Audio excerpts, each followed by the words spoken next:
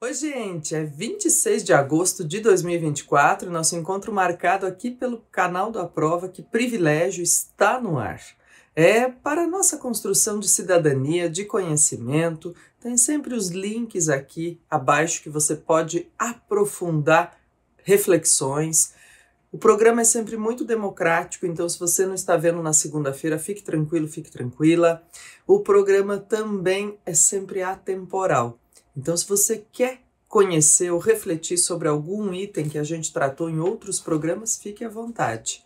E mais ainda, se não se inscreveu e ativou as notificações, faça isso, porque todos nós vamos juntos, em boa companhia, construindo conhecimento e cidadania, aprendendo mais e sofrendo menos.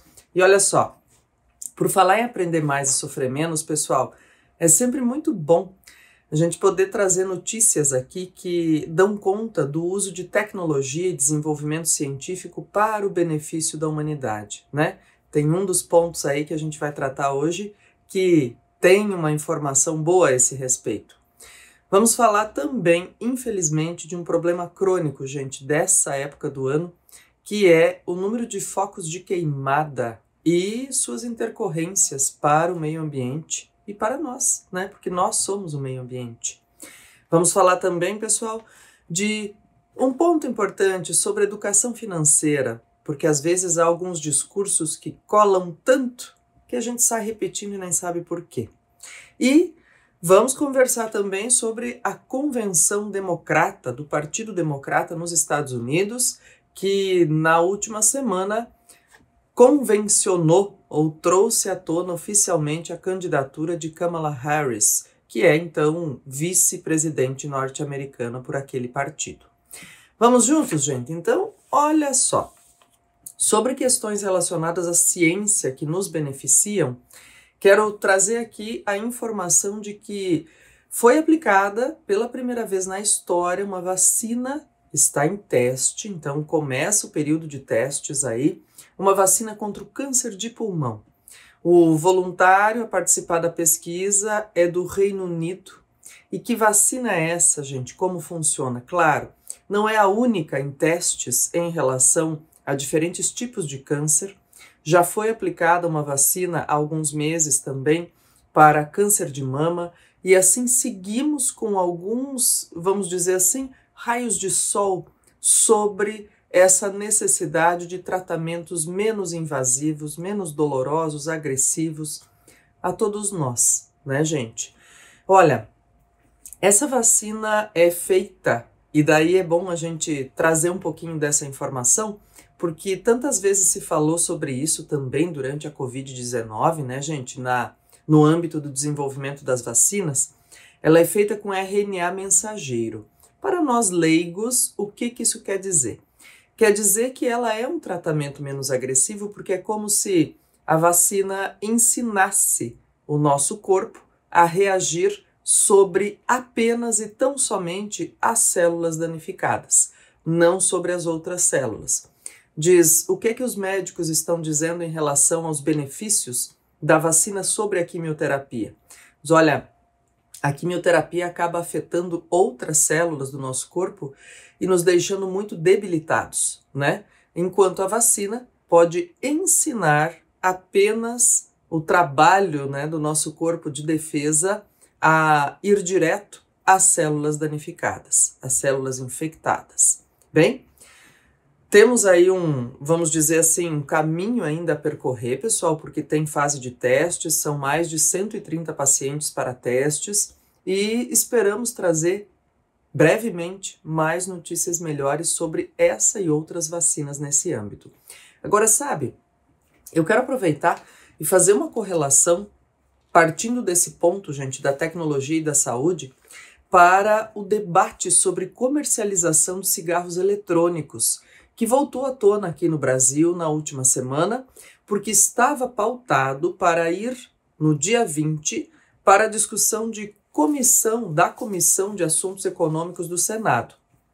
Essa discussão foi adiada e será ou deverá acontecer no dia 3 de setembro.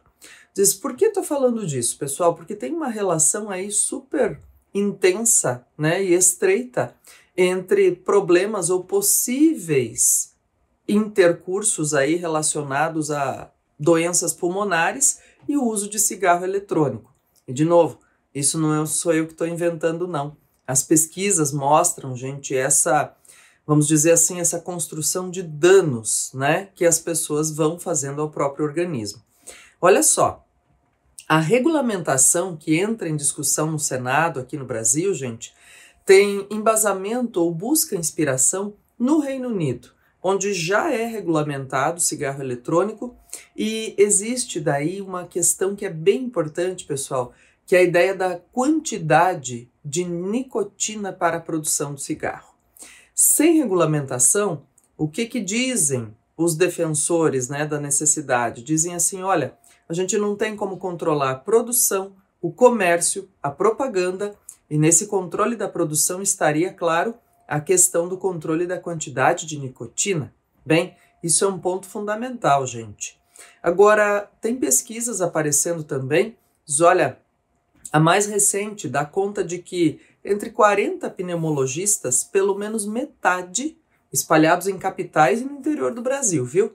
Pelo menos metade já atendeu pessoas com intercorrências relacionadas ao uso de cigarro eletrônico no último ano. Então, quer dizer, é um processo, pessoal, que nós precisamos olhar, né? Aí você diz, puxa, Cleusa, a gente falando de coisa boa aqui, de vacina, né, que pode trazer aí uma luz, uma esperança para quem está doente, pensando em novidades da ciência, né? E de repente a gente olha para um dano que as próprias pessoas causam. Pois é, eu vou aproveitar, já mesmo sendo, né, no começo da nossa conversa aqui, e mostrar para você uma leitura super importante, viu? Chamada Outlive, a arte e a ciência de viver mais e melhor. É um texto, gente, que traz, e eu digo que é um texto porque é um livro dividido em várias circunstâncias de abordagem, mas que traz aquelas questões que ficam mais evidentes, dizendo quanto e como a gente pode melhorar nossa qualidade de vida, mas de um jeito muito natural, no sentido de orgânico mesmo, dizendo coisas pequenas, dia a dia, como é que a gente estabelece rotinas. E principalmente, né, gente, como a gente conscientiza quem está à nossa volta e a nós mesmos para não cometer danos contra si, né? Não se viciar em algo que seja danoso como o cigarro eletrônico. Então, quer dizer, claro, tem que ter muita campanha, muito entendimento, tem que ter muita orientação, tem que ter muito choque de realidade, muitas vezes, né? Para as pessoas se darem conta disso. É um processo, gente, doloroso e também recheado de necessidade de políticas públicas para atingir todas as camadas sociais. Ponto importante aí para nós, viu? Outra coisa, pessoal, relacionada a políticas públicas e para atender todas as camadas sociais, eu disse a você no começo da nossa abordagem que falaríamos um pouco sobre educação financeira, né? E no sentido assim, que às vezes tem alguns discursos que colam tanto que a gente vai reproduzindo e nem sabe por quê. Sabe por quê? Porque olha só, na última semana foi aprovada aí uma nova letra de crédito chamada LCD. No Brasil nós já temos as LCIs e as LCAs. LCI relativa à indústria, LCA agricultura, LCD agora chamada Letra de Crédito de Desenvolvimento. Quem pode conferir essas letras de crédito, digo conferir que é emitir, né? Para que a gente possa comprar e investir. A gente, pessoa comum, pode fazer isso, pessoal.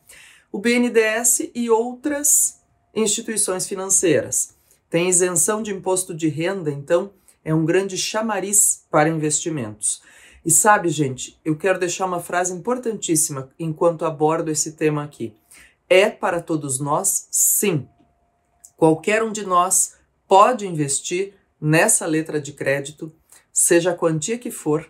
É necessário procurar, claro, e ter paciência e aprender, pessoal, com um especialista relacionado no assunto. Isso pode ser numa instituição bancária ou não, mas de preferência que a gente busque mais de uma opinião, mais de uma orientação.